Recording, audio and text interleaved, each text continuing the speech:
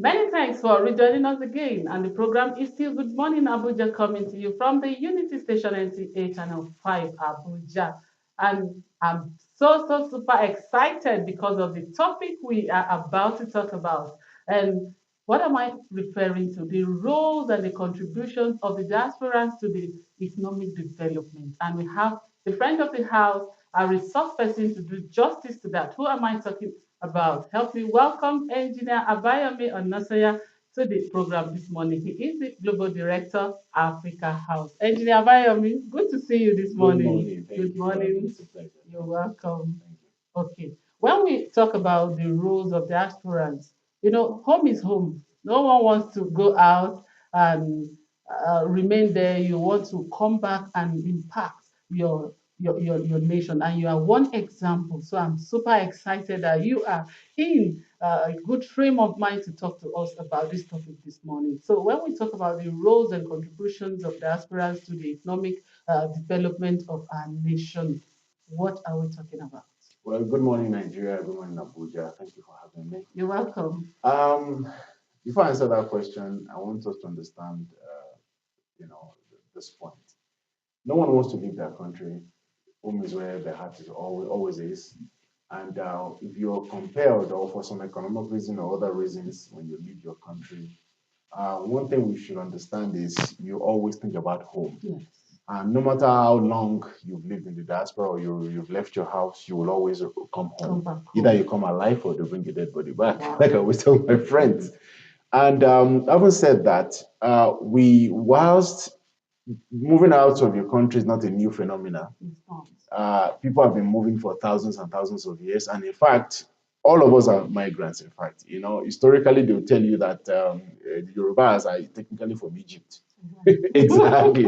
You see, so migration is not new. But while we're putting into the modern context, the diaspora is important because it is often easy for someone to solve a problem when you're looking at it from outside that box, because you have a higher perspective. It's like a bird that is on top of a mountain looking at a prey down.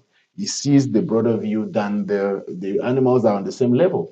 So the diaspora has a different vantage point when it comes to solving the problems that we have in Africa, not just in Nigeria, other parts of Africa. So the role of the diaspora is very, very key in terms of building this economy of ours in Nigeria, because they bring in new ideas, new solutions, new suggestions, and then the new money, in fact, you see, to be able to grow different parts of the economy. And to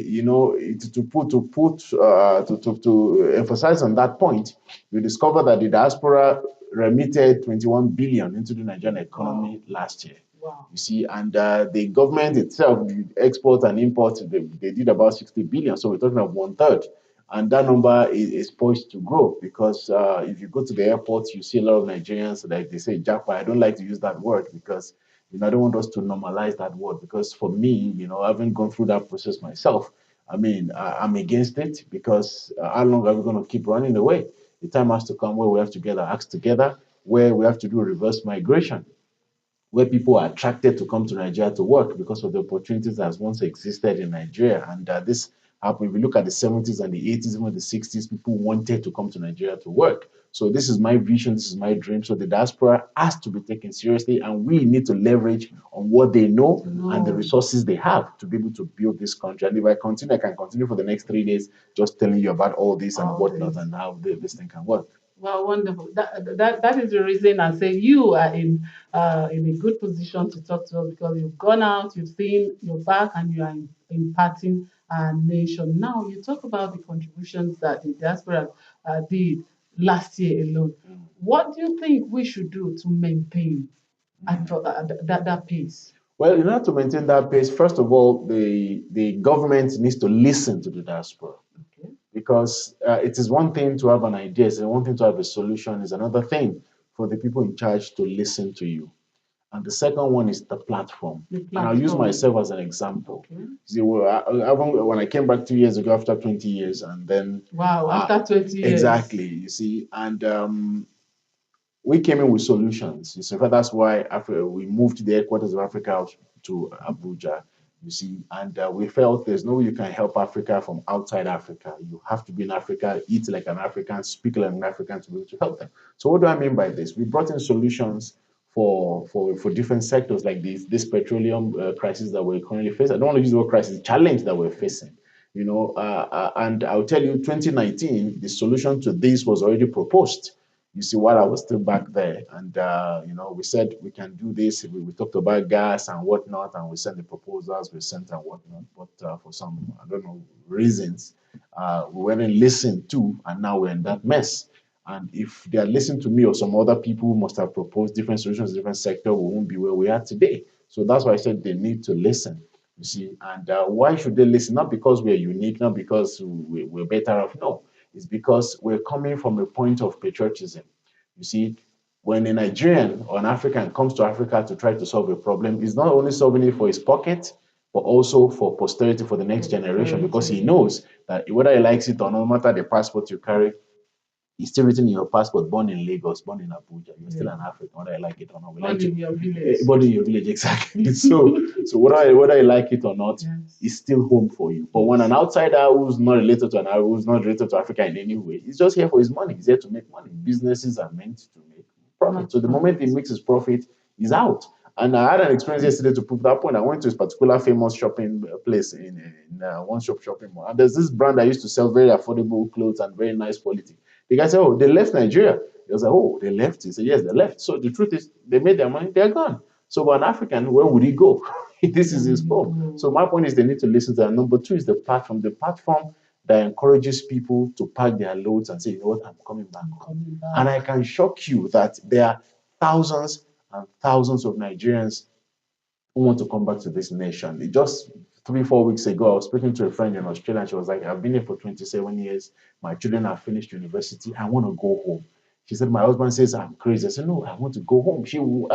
If she had a chance to come to Nigeria that same day, that was how eager she was. And she was asking me, "Please, how much is the price of a house? How much can I buy a land? Which businesses can I do? Okay, I want to sell my business in Australia. I want to pack it home. I want to establish." So there's an army of the diaspora that really, really wants to come back. But the challenge is there's no platform.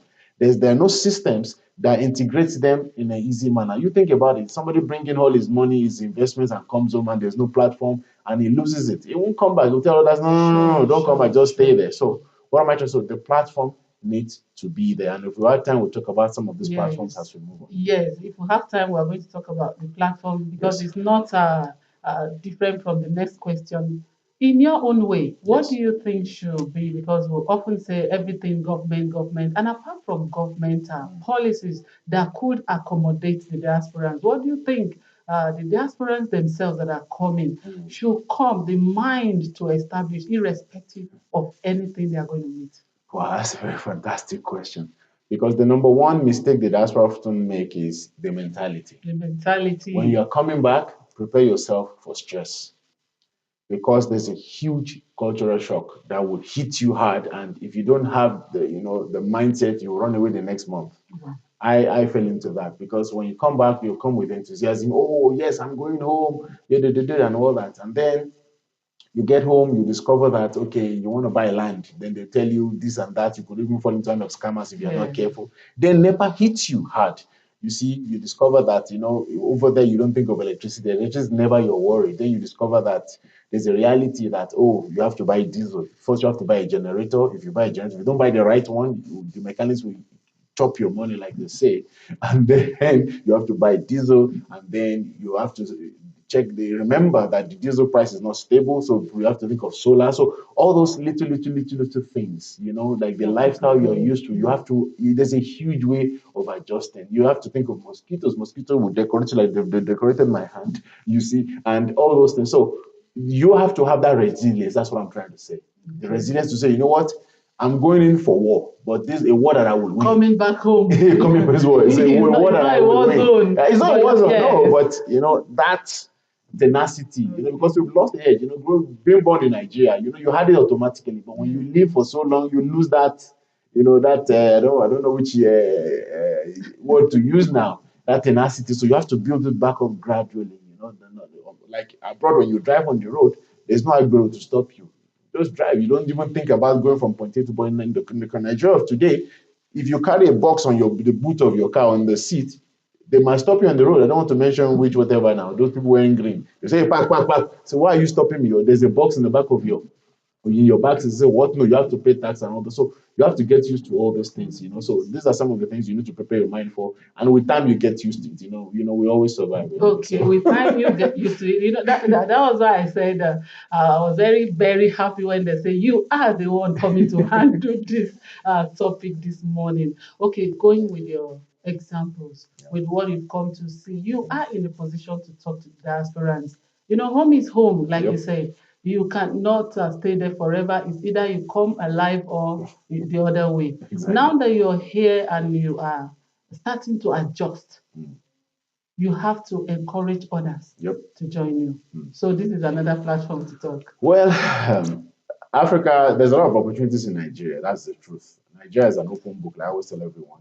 There's an opportunity to make trillions, not even billions, in Nigeria if you have the mindset or the tenacity to do so. Come home, come and explore the opportunities. I would advise come home first for a few months, explore the opportunities, see which platforms you can latch on to, which opportunities you can align yourself with, and Get used to what is happening, the culture, and don't your mindset, your mentality. Exactly. Don't have this mindset of, oh, you show up every 10 years. No, you make it a gradual process. Show up every 2 years at least, then 6 months. And then you say, I understand the vibe of how things work. And then by the time you're coming in finally, you already know what and how what you're coming to meet. And then it's easier for you to integrate. But when you come in all of a sudden, the shock, it's almost, this is very stressful, but the opportunities are here. The money you can make here, you cannot make it anywhere in the world. That's a fact. Talking about the contributions of diasporans to the development of our nation, talking about Nigeria. Let's go on this quick break. When we come back, we'll have more for you. Welcome back, and the program is still Good Morning Abuja, and it is coming to you from the Unity Station. We've been talking about the contributions of diasporans to the development of our nation. And before we went on the break, you were trying to talk to us about how you can, make up your mind for what you are coming to meet. And you've been using yourself as an example. Now, let's talk about how to really, really surmount some challenges when you come on ground. Because yes, you've made up your mind to come, you have come, you're faced with numerous challenges. How can you surmount the challenges? Well, in order to overcome those challenges, first of all, you need to look for platforms that support your dreams. I'll give you an example. When we started this, because one of the sectors we came in first we went into the oil and gas sector where we're proposing gas and LPG alternative to petrol. And then we moved far a bit, but we encountered the roadblock, bureaucracies and whatnot. So we left it in the oven. And then agriculture is a promising area in terms of food processing and storage. And like I always say that we have bountiful harvest. Our problem is not the lack of food. Our problem is the way we manage our food. Tomato now is too cheap now. The bag of atarodo is now maybe 12, 13,000. A big one before was 50, 60,000. So, but 3 months later, you can find it. So if you can, so what we did was we found a way to, tap into that particular problem that people have, and then we're converting it to atarodo powder, tomato powder, and whatnot. So my point is tap into sectors, the low hanging fruits, the easy ones. Don't go for the tough ones where there's a lot of interest. Go to start from the easiest one, and then gradually build up momentum until you start solving the big problems. You see, and when you're choosing a problem to solve as a person from diaspora, choose something that people actually need, the common man needs, like food. Whether you're rich or poor, you will eat. So if you exactly, so if you go into food, you will make money. Another sector is housing. People need houses, whether you like it or not, shelter. Tap into that. And then you can start graduating slowly into like health sector. It's okay, fine. Whether you want to build hospitals, and then you can now go into oil and gas and other complex sectors. So you can go. And the beauty also is, as hard as we say Nigeria is, there's still some MDAs headed by people with visions, visionary leaders.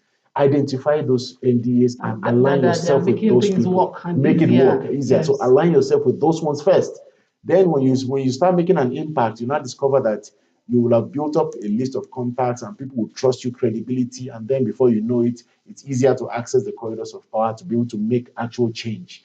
But if you're coming in blindly, say, okay, I want to solve all the problems at once, electricity, water, road, you will burn yourself out. Wow, what You will an burn yourself out. what an example. I know you're actually talking from the point of experience Exactly. for what you've come here, you've seen, and what you're trying to do. Having talked to us about the mindset you're going to come back with if you want to come to to impact or to add to what we are doing here, you have to seek the platform you're coming to meet, what to do. Now, let's talk about partnership. Mm. When you're here and you want to extend a partnership abroad, so you could be here to run your business, how can that be made easy? Well, partnership in Africa, to be honest, is not easy. Okay.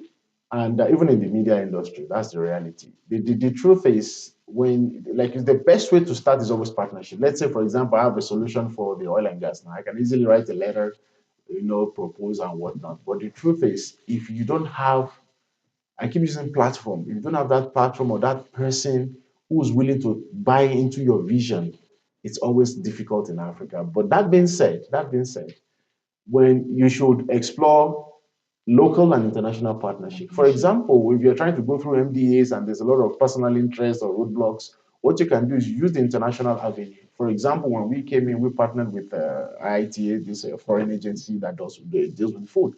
Bureaucracy doesn't exist, so we're able to make impact in the life of the youth, train people, train MDAs, civil servants, and whatnot. So that partnership is key. So don't ever think you want to do it alone. No. If you try it, you run out of money quicker than you can see Jack Robinson. And you run back. Exactly. And you pack your bag and you're out. So always seek partnerships and not only within Nigeria, seek partnership with fellow people from the diaspora as well. Because when we all come together, we become a strong force. Sure. You know Mr. A, I know Mr. B, he knows Mr. C. So by the time we put all our contacts together and our resources together, we can actually bulldoze some of those roadblocks, because nobody knows everyone. You see what I'm trying to say? Unfortunately, in Africa, this is what the realities that we face. So partnership is key, like you said. Look for people with similar interests, similar mindset. Look at those MDAs carefully, see one or two visionary leaders you can align yourself with and will buy into your idea and will be able to support you. You need that backbone. Otherwise, you burn yourself out because of stress and things that move normally abroad. At the speed of light here, you discover that one person is sitting on your proposal and there's nothing you can do about it. So, I mean, those are the things you have to prepare yourself for. You see, but partnership definitely is the way to go. All right, going forward and quickly before we go, what do you think we need to know again when we want to encourage diasporans to come contribute their quota to the development of our nation? Well, as Nigerians living in Nigeria, I think that don't look the diasporans as people who are arrogant or they think they know better than us or they are blowing for or they're speaking English better than you do. And always see them as people who have seen. I'm not saying they know more than you know, they don't. But the truth is, they've seen it from a different point of view. Like we talk about electricity issue and whatnot. They've seen how things work in different places where they've lived, so they can be able to suggest, a better idea. So please align yourselves with them when they need help. Please do help them because I've encountered this. People say, "What's that guy on? He's blowing grammar and telling us we that have been in the civil service for 30 years. We are coming to blow grammar and telling us we don't know what we're doing." So that's one mentality that needs to change. You see, he's not doing it because he's there to take your job. He's there to for the common good. Nigeria, we have. I always say, is our commonwealth. If he comes in with the ideas and you're in a position to let it move, let it move. So when we all build it, our children together will benefit from what we've jointly created. But if you say, no, I don't like him or he's not dancing to my tune, so I'm going to frustrate him, you're actually killing yourself. That's the reality. He has the option of packing his bag and running away. What options do you have at almost 60 years old in the civil service? So always see him as somebody trying to build a better future for you, for your children and his own children too. So please always assist them. And on the government side, guys, please listen to them. Don't always ask who sent you. Give me a letter from your whatever, whatever. Don't ask because it's a common thing you'll encounter, not in Nigeria or across other parts of Africa. Who sent you? Okay, why should I listen to you? We have this, I don't want to use godfatherism, so to say. It's like, who brought you in? And this is the one thing that kills the motivation from the diaspora. So government needs to please do a better job to take a critical look at all proposals, ideas that you think might move the nation forward. And then the diaspora, guys, don't give up. You see, Africa is our home. If you like live in America for 1 billion years, your home is your home. Your surname will sell you out, and your place of birth. And that's why on a final note, I'll tell people that, see, no matter where you live, they will always tag you with your name, with your country. Sure. They will say that Nigerian American, that Nigerian, but they will never say he's British. Have you noticed it in the news? When you do something great, oh, he's an American. But when you do something bad, oh, that guy is American with Nigerian origin. So that thing will stay with you whether you like it or not. So remember, your home is your home. Don't think I have left Nigeria. I am free. Free from what? You cannot be free from yourself. You are who you are. Your DNA is your DNA. Thank you You will so always much. be an African. If I allow you, you keep talking and talking. Exactly. We do appreciate your It's time a with us this pleasure. morning. Thank you Thank very you. We much. appreciate Thank you you. very much. Yes, home is home. Diasporans out there, bring in your ideas so that together we can build a nation, Nigeria. And we've been talking about the roles and contributions of diasporans to the development of our dear nation, Nigeria, with our own resource person, a friend of the house, engineer Abayomi Odnosanya, who is the Global Director, Africa House. Now let's go on this quick break. When we come back, we'll have more for you. Stay with us, please. Good to know you are still with us on the program Good Morning Abuja, and now we want to talk about music. You can see that I'm so excited. I've been very, very excited on the show this morning, and now I want to talk about the contributions of music industry to the development of our nation. Music is one aspect that we can never so keep talking. We have to keep talking and talking about it. And this morning we have a musical artist with us, the gospel and inspirational. Well, I'm going to ask him about that. Help us welcome J Law to the program this morning. Hello. Good to see you again. Good to see you for quite a while. You look Yes. amazing, by the way. And you too. You look so good. amazing. Welcome. Thank you so much. Yes. Thank you. We've heard that so many people say music is life. Yeah, absolutely. Let's take it up from there. Yeah, music. I think was Shakespeare said that if music be the food of love, play it on, give it to me in excess. It has a way of music is therapeutic. If you walk into the lift, you see that there's some soft music. If you go into ball games, you see they have music. Music is being projected into every facet of our lives. That's because of its therapeutic propensities. It suits, it placates. I've seen people who were in some very terrible moods, and then all of a sudden, just their favorite song just came up, and then you see them grooving and dancing. There's something inexplicable about music that we can't even explain. You can't describe it. it. That's why Job was talking. Job said, "Music is divine. Music is from." I mean, because it's from. Okay, let's accept music is divine. That's what Job said. anything divine. You can't describe it. You can't explain it. That is why it's so powerful. Okay. Yeah. So as powerful as music is, tell us your journey into becoming a musical artist. Well, I was raised in Kumba Town in Cameroon. Wow. I was raised fundamentally by my maternal grandparents. Okay. And I grew up listening to Makosa, Mapuka, and all sorts of Cameroonian music. And back in the days, I was not how do I put it? I was not a man of faith. But I had that. My granny could see that I love music. I was always singing. Once there's a new song, you will see me singing. How do you learn the song? It was just something like a divine propensity, So I was listening, and then, but when I came to Nigeria, I had an encounter with the supernatural. I gave my life to Christ, and then I started. Wow. That's when I started writing, and So I have always loved music from when I was a child.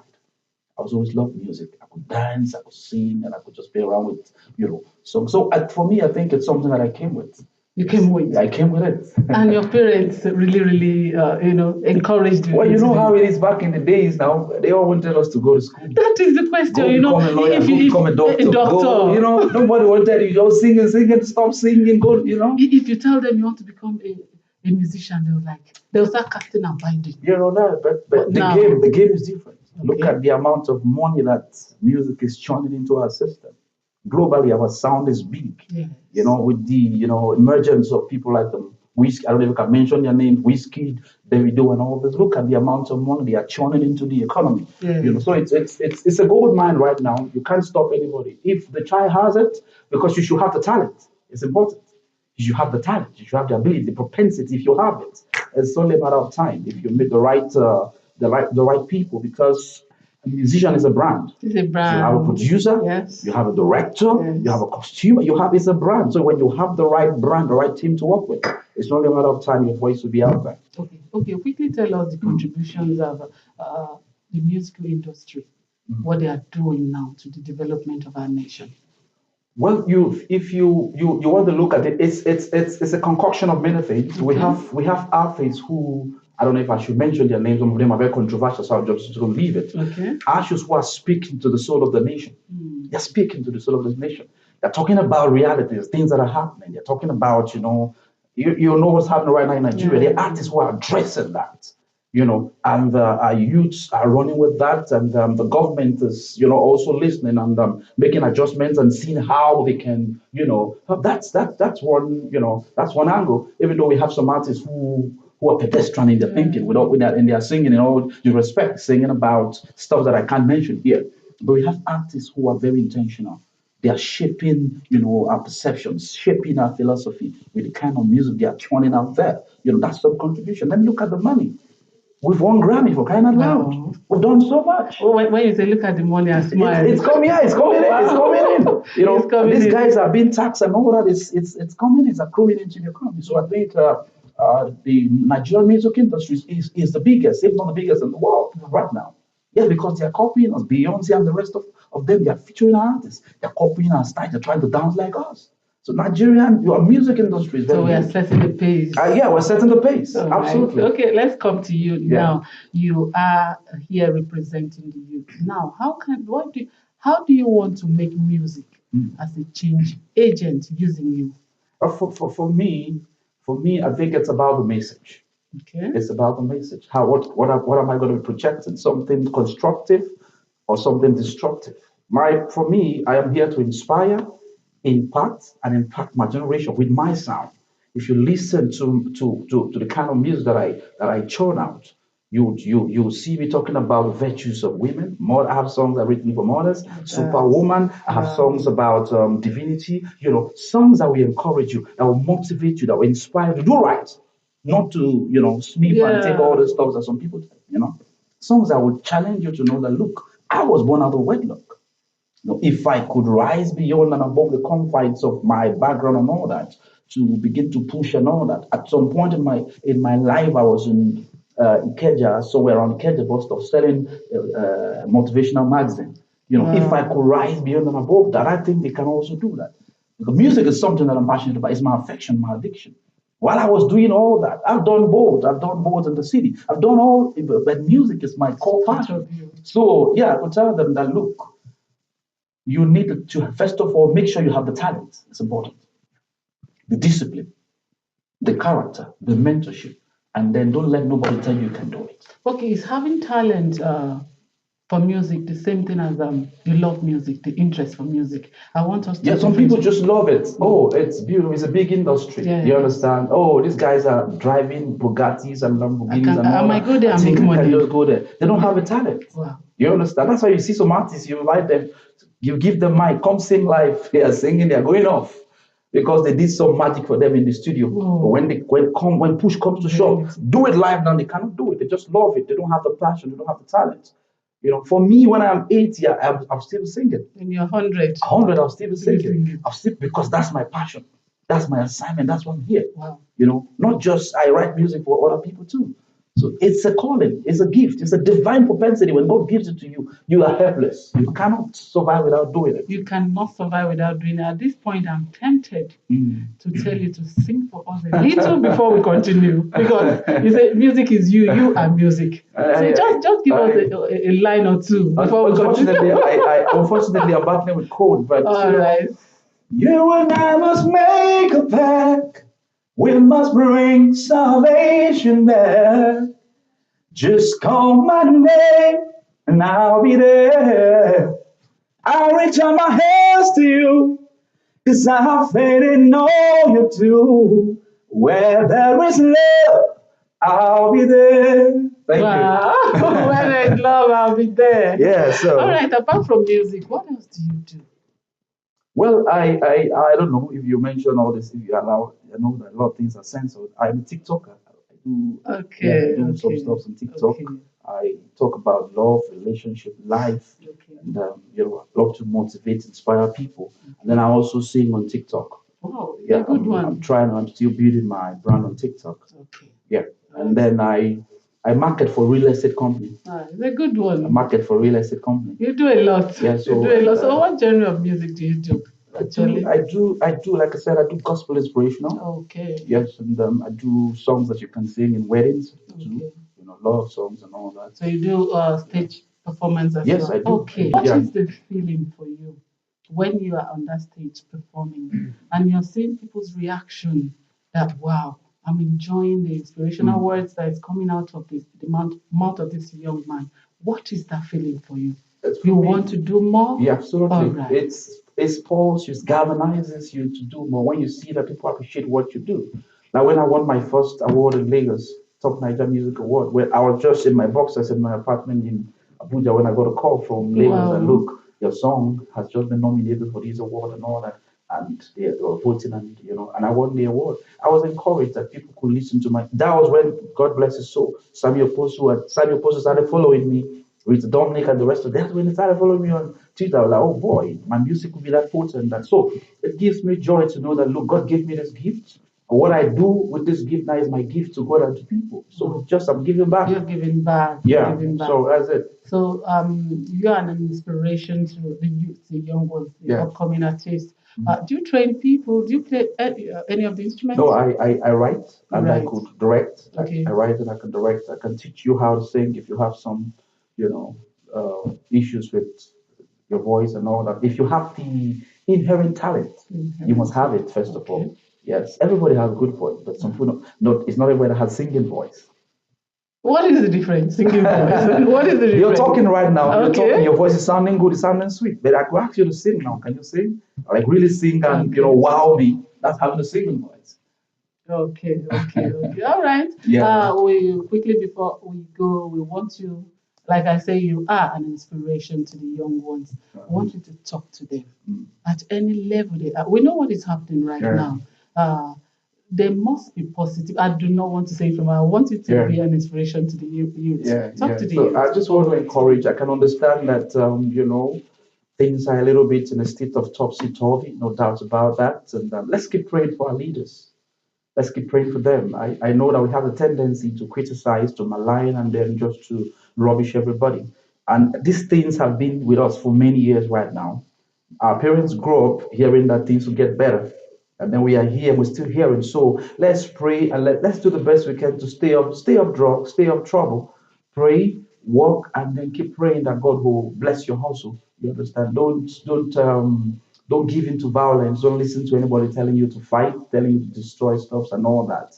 The money they are going to use, they're supposed to use to help us. The same money they'll use to rebuild all these things that will destroy, stuff. Nigeria is the only nation we have.